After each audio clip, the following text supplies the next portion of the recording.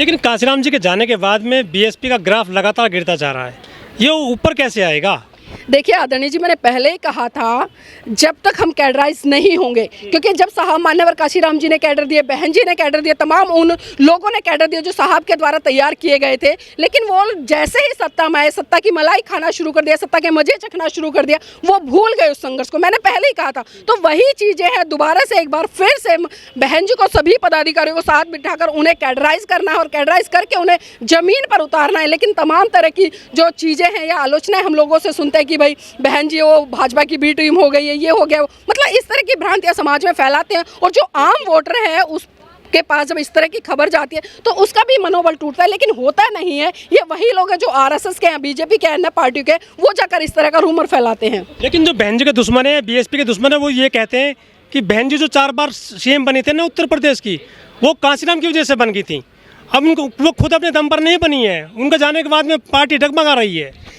देखिए ये स्वाभाविक सी बात है, जब एक मुखिया होता है ना घर का, वो जब मर जाता है तो कहीं ना कहीं उस परिवार में बहुत सारी चीज़ें ऐसी होती है, परिवार टूट जाता है, परिवार में विखंडन हो जाता है और परिवार में वो हालत पैदा नहीं हो पाते जो उसके जीते जी रहे। तो इस तरह की कुछ कमियां बीएसपी में भी देखने को मिली है, क्योंकि साहब के बाद में जो चीज़ें रही या जिस तरह से बहन जी लोगों को लेकर चलना चाहती थी, लोग ने बार बार वही बात आ रही है कि त्याग, समर्पण, बलिदान, चाहे वो कार्यकर्ताओं की बात हो या पदाधिकारियों की बात हो या शीर्ष नेतृत्व की बात हो, जब तक त्याग, समर्पण, बलिदान नहीं होगा समाज हित में, तब तक हम ना तो सत्ता में पहुंच पाएंगे और ना ही लोगों को दोबारा से खड़ा कर पाएंगे। तो आज मैं साहब मान्यवर कांशीराम जी के जन्मदिन पर बस यही कहूंगी कि हम लोगों को संकल्पित होकर, प्रतिबद्ध होकर और त्याग समर्पण के साथ में 2027 के लक्ष्य को निर्धारित करते हुए तमाम लोगों के बीच में जाना है, उन्हें समझाना है, एक एक वोटर को एक एक नोट के साथ में जोड़ना है, जिस तरह से साहब मान्यवर कांशीराम जी ने किया। अन्यथा तो हम फेल होंगे और फिर से एक निराशा भरा माहौल लोगों को देखने को मिलेगा। लेकिन दूसरी पार्टियां हिंदू मुस्लिम की राजनीति करती हैं, मंदिर मस्जिद की राजनीति करती हैं, रंगों की राजनीति करती हैं, वो जाति धर्म की राजनीति करती हैं, और बहन जी अम्बेडकर की राजनीति करती हैं, वो गरीब गुरबा की बात करती है, विकास की बात करती है, एजुकेशन की बात करती है, रोजगार की बात करती हैं। इन पे तो वोट मिलने वाला है नहीं आजकल। देखा नहीं, कल होली थी, सारी मस्जिदें ढक दी गई तिरपाल से, वोट वहाँ से निकल रहा है, मस्जिद के नीचे मंदिर है उसके वहाँ से वोट निकलता है, और बहन जी वो राजनीति नहीं कर रही हैं। देखिए रंगों की राजनीति, मंदिर की राजनीति, मस्जिद की राजनीति, जातिवाद की राजनीति, धर्म की राजनीति, ये कुछ दिन तो चल सकती है, लेकिन जो आपने बात करी कि शिक्षा की राजनीति, धर्म चल रहा है, सदियों से धर्म चल रहा है, वो धर्म नहीं है जिसे आप धर्म कह रहे हो, वो धर्म बिल्कुल भी नहीं है। अगर धर्म की मैं डेफिनेशन दूं तो आज से 2500 वर्ष पूर्व महाकाणिक तथागत बुद्ध बिल्कुल धर्म को किस तरह से डिफाइन करते हैं कि सब पापस्य अकरणं कुशलस्य उपसंपदा सचित्त परियोदपनं एतं बुद्धानु शासनं। ये धर्म है, ना कि जो लोग आज दिखा रहे हैं कि गुलाल के नाम पर या हिंदू मुसलमान करा के या बहन बेटी के साथ में अत्याचार शोषण करके। अब बताइए कि कौन सा धर्म सिखाता है आप किसी बहन बेटी को छेड़ो? कौन सा धर्म सिखाता है कि आप जिस तरह से गुलाल, कल आपने बहुत सारी वीडियो ऐसी बढ़ाई चाह रहा है, हत्या तक हो गई है, हत्या तक होती गई है। तो बताइए कौन सा धर्म है? जो धर्म लोगों को जीवन नहीं दे सकता, उसे जीवन लेने का अधिकार कैसे हो गया? और जो किसी का जीवन ले रहा है वो धर्म मेरी नजर में तो बिल्कुल नहीं है। धर्म की बात है, महाकुंभ में 65 करोड़ लोग चले गए थे, मरे भी थे, फिर भी धर्म की मूर्ख है। उनकी आंखों पर जो चश्मा चढ़ा रखा ना, वो धर्म का नहीं है बल्कि वो सांप्रदायिक का है। और जो सांप्रदायिकता का चश्मा है ना, ये बहुत कम समय के अंदर हट जाएगा, क्योंकि आपने पहले ही कहा, जो बात मुझे कहनी चाहिए थी वो आपने कह दी कि बहन जी शिक्षा की बात करती है, रोजगार की बात करती है, विकास की बात करती है, मुद्दों की बात करती है, संविधान की बात करती है, महान पुरुषों की बात करती है। तो वो सही एक नेता के गुण होते हैं, लेकिन जिस तरह से आज देश के माननीय प्रधानमंत्री जी कर रहे हैं, हिंदू मुसलमान करा रहे हैं, दलित करा रहे हैं, बहुत सारे ऐसे हैं, क्योंकि मुद्दे इनके पास में है नहीं। अभी आपने दिल्ली में भी सरकार बन गई है, अब धीरे धीरे देखते जाइए, ये वही लोग हैं कल तक जो चिल्ला रहे थे कि दिल्ली का कोई विकास नहीं है, कोई विकास नहीं है। अब देखते हैं कि दिल्ली का कितना विकास होगा। और 2014 से लेकर 2025 बीत चुका है, पिछले काफी सालों से इनके साथ में पूरी केंद्र की सत्ता है। तो अब देखते हैं कि कितना विकास होगा। और यहाँ पर लोग खड़े, आप एक बार सर्वे कर लीजिए कि कितने युवाओं को यहाँ पर रोजगार मिला, कितनी बहन बेटियां आज 6 बजे के बाद में सुरक्षित निकलती हैं, कितनी बहन बेटियों की रक्षा के लिए, उनके आत्मसम्मान के लिए, या जितने रोजगार है। अभी इन्होंने अपने मैनिफेस्टो, मुझे हंसी आ रही थी पढ़ के, इन्होंने कहा कि भाई हम दिल्ली में मतलब 500 रुपये का सिलेंडर देंगे। उत्तर प्रदेश के साथ साथ में मैं कहूँगी कि कम से कम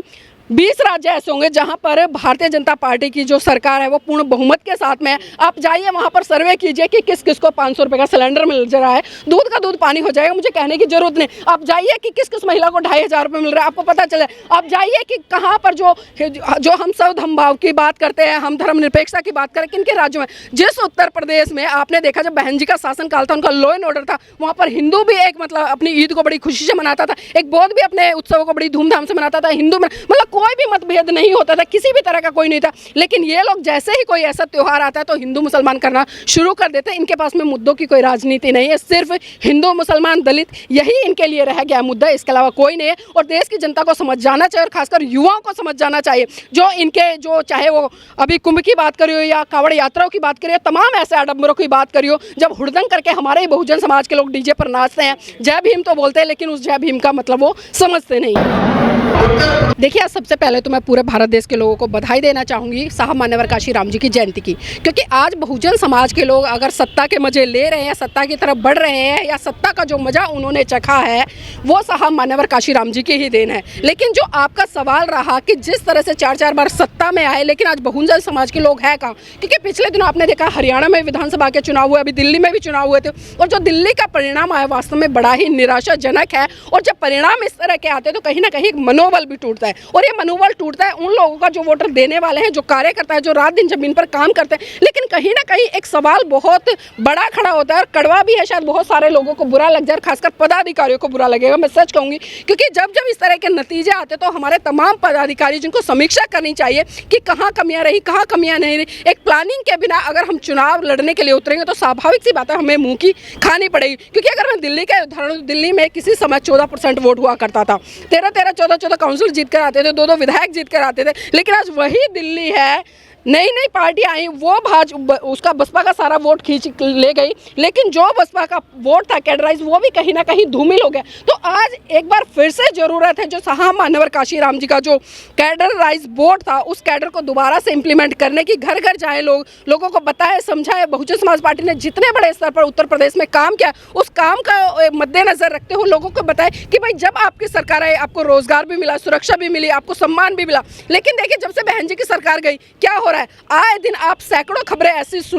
देखते हैं, सुनते हैं, पढ़ते हैं कि जब दलित बहन बेटियों के साथ में अत्याचार होता है, शोषण होता है, युवाओं को घोड़ी चढ़ने पर मार दिया जाता है, मूंछ रखने पर मार दिया जाता है, कोई अच्छे कपड़े पहन रहा है उस पर मार दिया जाता है। तो आज साहब मान्यवर काशीराम जी के जन्मदिन पर तमाम लोगों को संकल्प लेकर जाना चाहिए कि हम उनके द्वारा दिए गए वो सिद्धांत, वो विचारधारा उसको आगे बढ़ाएंगे और बिल्कुल निस्वार्थ बनाएंगे। क्योंकि आज कहीं ना कहीं मैं देख रही हूँ बहुजन समाज के तमाम लीडर्स, चाहे उसमें कोई भी है, मैं इंक्लूडिंग मैं भी हूँ, मैं अगर मैं समाज के कुछ लोगों का भी नेतृत्व कर रही हूँ तो कहीं ना कहीं मैं भी उस श्रेणी में आती हूँ। तो जब तक हम अपने अंदर से राग, द्वेष, लोभ, मोह, ईर्ष्या इत्यादि इन सभी भावनाओं को निकाल कर और एक त्याग, समर्पण, बलिदान के प्रति पूरी तरह से समर्पित नहीं होते, तब तक हम साहब मान्यवर काशीराम जी का वो मूवमेंट शायद नहीं लौटा पाएंगे। क्योंकि साहब मान्यवर काशीराम जी से एक बार एक पत्रकार ने सवाल किया, मुझे वो घटना याद आ रही है जब, क्योंकि साहब मान्यवर काशीराम 10 साल का एक रोड मैप लेकर चले थे कि भाई हम 10 साल के बाद में सत्ता में आएंगे तो हम ये करेंगे, वो करेंगे, ऐसी कुछ इस तरह की प्लानिंग थी। लेकिन जब पत्रकार ने पूछा कि साहब आप तो कहते थे कि भाई हम 10 साल अभी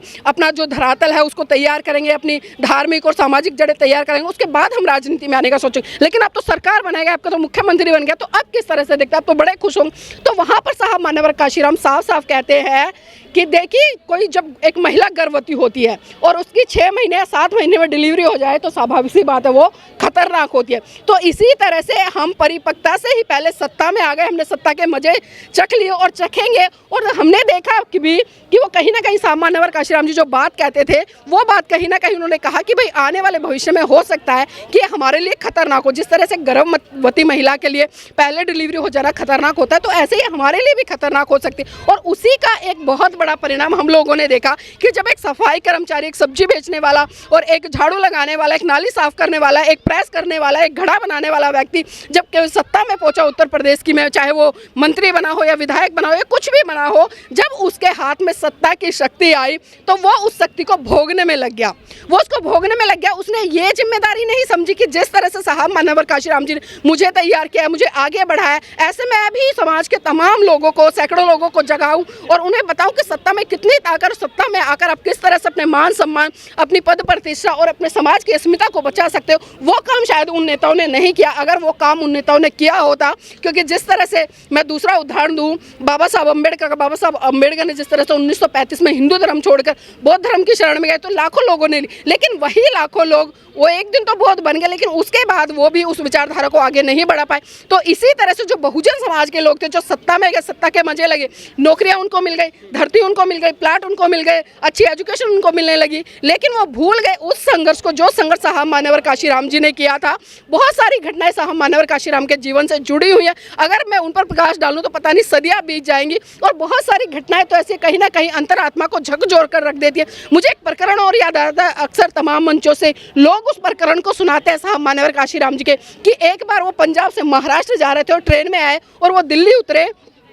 तो सर्दी बहुत थी और उनके पास में एक भी ऐसी मतलब स्वेटर जैकेट नहीं थी कि जिससे वो अपनी ठंड को रोक सके। तो जब साहब मान्यवर काशीराम जो थोड़ा सा रोड पर आए, उन्होंने पूछा, एक दुकान पर गए कि भाई ये कोट कितने का, तो उन्होंने बताया साहब ये इतने का है। तो जब साहब मान्यवर काशीराम जी ने अपनी जेब में हाथ डाला तो उनके पास में पैसे नहीं, तो वो बड़ा विचलित हुए। तो उन्होंने कहा भाई कोई सस्ता सा दिखाओ। तो दुकानदार ने मजाक वे में कहा कि सस्ता सा लेना है तो पास में निगमबोध घाट है, जो कि शमशान घाट है जहाँ पर मुर्दों को जलाया जाता है, आप वहाँ चले जाइए, वहाँ पर आपको मिल जाएगा। तो साहब मान्यवर काशीराम जी बिना सोचे बिना समझे उस शमशान घाट, जो कि निगमबोध के घाट के नाम से प्रसिद्ध आज वर्तमान समय, वहां गए और वहां पर वो 5 रुपए का कोट खरीद कर लाए, जो कि मुर्दे का था, मरे हुए व्यक्ति का था। और उसी कोट को पहनकर वो महाराष्ट्र गए, वहां पर उन्होंने जनसभा को संबोधित किया। और ये एक चीज और है कि जब बहन जी ने पहली बार मुख्यमंत्री पद की शपथ ली थी तो वही कोट साहब मान्यवर काशीराम पहने हुए थे। तो देखिए, एक महान व्यक्ति ने जिसने शमशान घाट का कोट पहनकर इस बहुजन समाज के लोगों को सत्ता के गलियारे तक पहुंचा दिया। और आज ये बहुजन समाज का